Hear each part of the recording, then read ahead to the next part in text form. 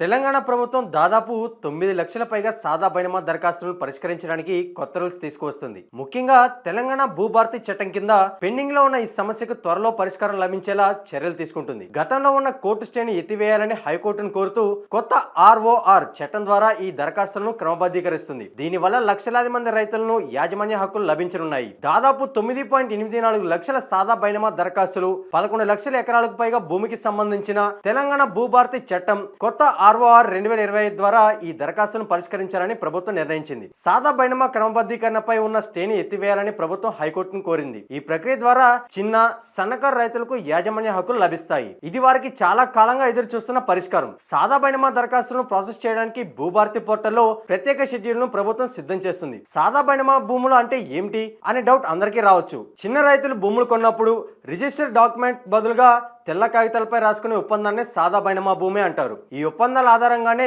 భూమి లావాదేవీలు జరుగుతాయి. కానీ చట్టబద్ధమైన యాజమాన్య హక్కులు లభించవు. ఈ కొత్త నిబంధనలు చట్టం ద్వారా సాదా బైనామా సమస్యకు త్వరలో ఒక పరిష్కారం లభిస్తుందని భావిస్తున్నారు.